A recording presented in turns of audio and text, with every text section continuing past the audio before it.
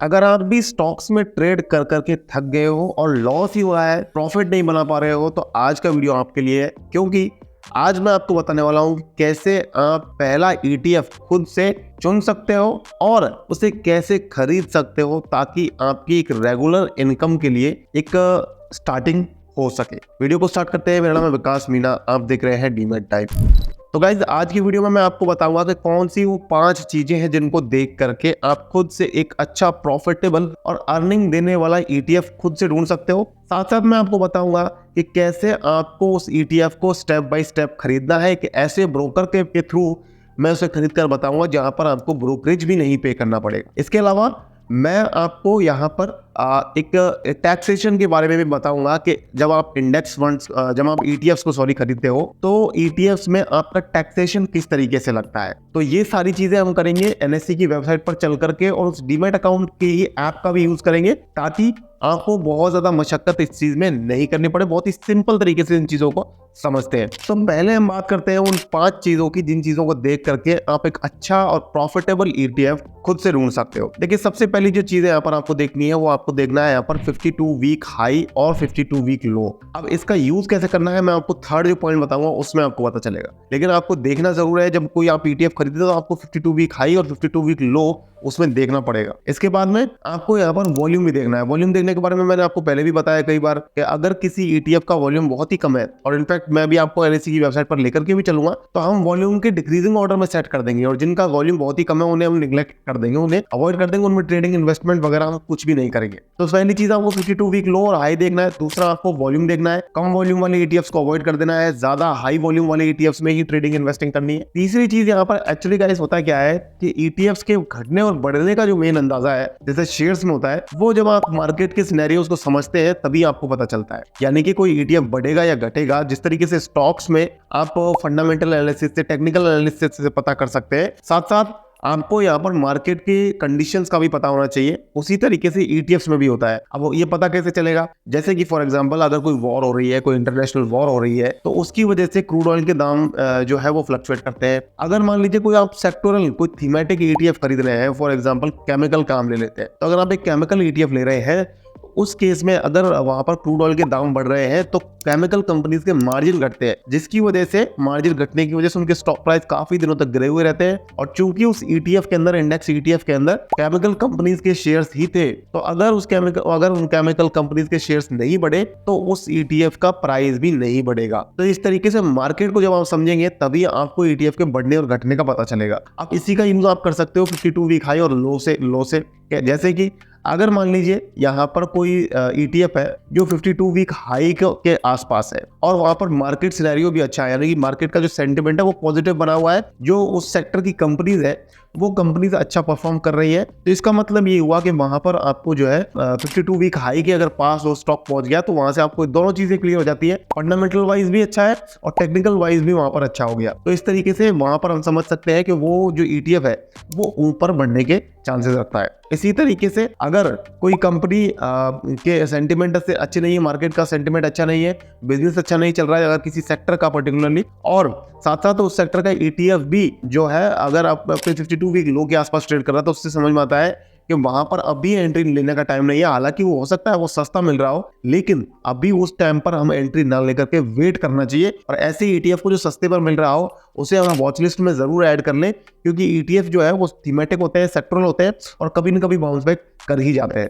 तो इसके अलावा हमें एक जो चीज जरूर देखनी चाहिए वो है यहाँ पर डिलीवरी। चौथी जो चीज जो हमें देखनी चाहिए ETF में वो है डिलीवरी का वॉल्यूम। तो अगर हम लॉन्ग टर्म के लिए इन्वेस्टमेंट का प्लान कर रहे हैं तो जिस ETF में डिलीवरी का वॉल्यूम बढ़ रहा है हर डेली बेसिस पर, यानी कि कल जो डिलीवरी में जो वॉल्यूम उठा था वो उससे ज्यादा आज उठाया, आज से ज्यादा फिर next day, next to next day, इस तरीके से अगर एक ग्रोथ का मोमेंटम दिखाई दे रहा है डिलीवरी के वॉल्यूम में, तो हम समझ सकते हैं कि इसकी जो मार्केट में जो फ्री फ्लोट है इस ETF का, क्योंकि इसकी क्वांटिटी लिमिटेड है, तो जो इसका फ्री फ्लोट है वो कम हो जाता है और डिमांड जो है वो सेम रहती है, और सप्लाई कम हो जाने की वजह से यहाँ पर इसमें जो प्राइस है वो बढ़ता हुआ हमें देखने को मिलता है। इसके अलावा गाइस यहाँ पर मैंने आपको एक चीज और बता दूं कि इंडेक्स फंड्स की ही तरह और म्यूचुअल फंड्स की ही तरह ETFs में भी एक्सपेंस रेशियो होता है, तो आपको एक्सपेंस रेशियो पर भी ध्यान रखना है। हालांकि एक्सपेंस रेशियो बहुत ही कम होता है, 0.1%, 0.2%, 0.3% इस तरीके की रेंज में होता है। इनफैक्ट कई ईटीएफ तो ऐसे भी है, इंडेक्स ईटीएफ में जाएंगे एक्चुअली तो वहां पर 0.05, 0.07 तो बहुत ही कम होता है, लेकिन एक्सपेंस रेशियो ईटीएफ्स में भी होता है, तो ये चीज भी हमें ध्यान रखनी चाहिए। तो 5 चीजें मैंने आपको बताई, 52 week low and high, volume, third चीज मार्केट सिनेरियो, फोर्थ चीज मैंने आपको बताई डिलीवरी, और पांचवा मैंने आपको बताया एक्सपेंस रेशियो। तो ये पांचों चीजें देख करके आप खुद से एक अच्छा ईटीएफ चुन सकते हो। अब कैसे चुनना है और कैसे खरीदना है मैं आपको लैपटॉप की स्क्रीन पर लेकर के चलता हूँ। तो गाइज यहाँ पर मैं आपको लेकर के आ गया हूँ एनएससी की वेबसाइट पर। एनएससी की वेबसाइट पर मैंने यहाँ पर एक ईटीएफ को ओपन कर लिया है। मैंने आपको पहले कई बार बता रखा है कि कैसे आपको ओपन करना है। मार्केट डेटा में जाकर के, इक्विटी एंड एसएमई में जाकर के हमें एक्सचेंज ट्रेडेड फंड्स पर क्लिक करना है। फिर आप उसे वॉल्यूम वाइज सेट कर सकते हैं, जैसे कि यहाँ वॉल्यूम का बटन है, तो इस पर जैसे ही क्लिक करेंगे तो जैसे ही रेड हो जाएगा, इसका मतलब ये है कि वॉल्यूम के डिक्रीजिंग ऑर्डर में सारे ईटीएफ सेट हो चुके हैं। अब जो सबसे ज्यादा आज की डेट में जिस ईटीएफ का यहाँ पर वॉल्यूम देखने को मिल रहा है वो है ITB, 1,41,00,000 का यहाँ पर वॉल्यूम है। लास्ट जिस भी दिन इसमें ट्रेड हुआ था, आज के दिन मार्केट बंद है तो अभी ट्रेडिंग नहीं हो रही है। अब मैंने इसकी डिटेल ओपन कर ली है, ये सारी बिड वगैरह इसीलिए क्लोज दिखा रहा है क्योंकि आज मार्केट बंद है, सैटरडे का दिन है।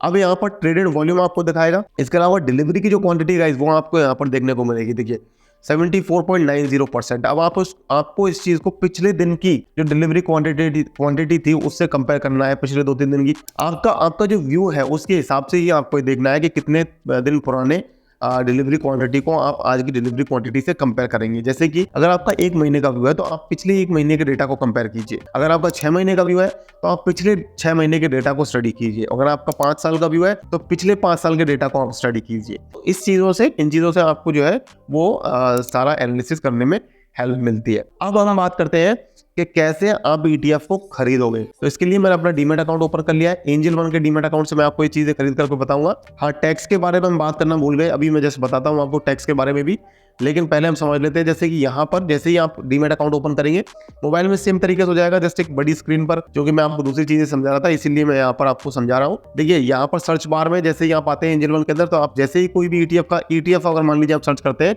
तो कई सारे ETF आपके सामने खुल करके आ जाएंगे। और चूंकि मैंने आपको एनालिसिस करना बता ही दिया है, तो आप खुद से ETF का नाम और कोड वहां से देख करके यहाँ से सेलेक्ट कर सकते हैं। अब CPSE ETF को हमने मान लीजिए यहाँ पर ओपन कर लेते हैं। तो ओपन करने पे यहाँ पे हमें इस ETF की बहुत सारी डिटेल पता चल जाती है, जैसे कि 52 वीक लो और हाई हमें यहाँ से पता चल जाएगा। अपर सर्किट और लोअर सर्किट की लिमिट पता चल जाएगी। इसका एवरेज प्राइस यानी कि ये इसका उस दिन का INAV भी कहते हैं उसको, तो वही प्राइस जो है वो यहाँ पर पता चल जाएगा। वॉल्यूम देखिए यहाँ पर पता चल रहा है। तो ये सारी चीजें आपको यहाँ से जो है वो देखने को मिल जाती है। अब जैसे आपको खरीदना है तो आप इस पर क्लिक करेंगे। जैसे यहाँ पर बी आपको दिखाई दे रहा है, बाय और सेल। तो बी के बटन पर जैसे ही आप क्लिक करेंगे तो यहाँ पर आपको रेगुलर अलग अलग तरीके का ऑर्डर्स दिख रहे हैं। स्टॉप लॉस अगर आप ट्रेड करना चाहते हैं, और अगर आप और भी एडवांस लेवल पर ट्रेड करना चाहते हैं तो GTT और ये सब ऑर्डर्स आप प्लेस कर सकते हैं। SIPs भी आप कर सकते हैं ETFs में गाइस। यहाँ से SIP का ऑप्शन भी आपको मिल जाता है एंजल वन से, बट हमें यहाँ पर रेगुलर बेसिस पर ही करेंगे। यहाँ पर इंट्राडे में अगर आप लेना चाहते हैं तो यहाँ पर इंट्राडे पर क्लिक रहना चाहिए, और डिलीवरी में अगर आप लेना चाहते हैं लॉन्ग टर्म के लिए तो यहाँ पर क्लिक रहना चाहिए। अब मैं मान लेता हूँ कि इस ETF की मैं 100 क्वांटिटी लेना चाहता हूँ, तो यहाँ पर आप देख सकते हैं जो टोटल चार्जेस लग रहे हैं वो 1.49 रुपीज़ लग रहे हैं। अब इसको एक बार जैसे हम कर्सर इसके ऊपर लेकर के आते हैं, क्लिक करते हैं इसके ऊपर, तो यहाँ पर ये चार्जेस का जो बॉक्स है ओपन होकर के देता है। यहाँ पर हम देख सकते हैं एंजल वन ब्रोकरेजेस जो है वो बिल्कुल जीरो है। यानी कि एंजल वन में आपको ETF खरीदने पर, क्योंकि डिलीवरी में आप खरीद रहे हो इसलिए कोई ब्रोकरेज आपको पे नहीं करना है। अब जैसे ही आप यहाँ पर फंड ऐड करेंगे, मेरे अभी डीमेट अकाउंट में पैसा नहीं है, मैं बहुत ही कम इन्वेस्टिंग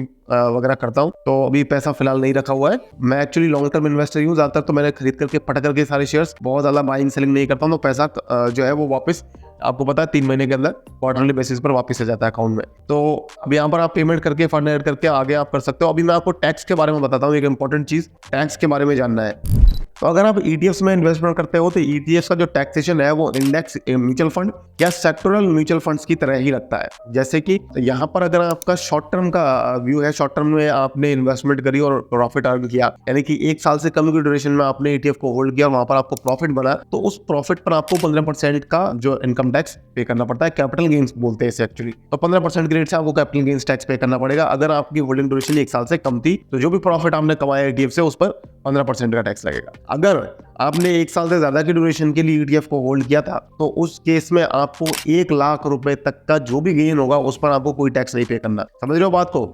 1 साल से ज्यादा के ड्यूरेशन के लिए अगर ETF को होल्ड किया तो जो भी प्रॉफिट हुआ उस पर अगर वो अमाउंट 1 लाख रुपए से कम है तो कोई टैक्स नहीं देना है। 1 लाख रुपए से ज्यादा होने पर जो भी 1 लाख रुपए से ज्यादा होगा अमाउंट उस पर सिर्फ 1 लाख रुपए से ज्यादा के अमाउंट पर ही आपको 10% का कैपिटल गेन्स पे करना होता है। तो गाइस आपको एंजल वन का लिंक डिस्क्रिप्शन में मिल जाएगा, जाकर के आप डीमैट अकाउंट ओपन कर सकते हैं। ETFs में आप इस तरीके से इन्वेस्टमेंट करना स्टार्ट कर सकते हैं। लाइक करें वीडियो को, चैनल को सब्सक्राइब करें इसी तरीके के लगातार वीडियोस देखने के लिए। आज के वीडियो में इतना ही, मिलता हूँ किसी नए वीडियो में, तब तक के लिए मुझे दीजिए इजाजत। जय हिंद, जय भारत।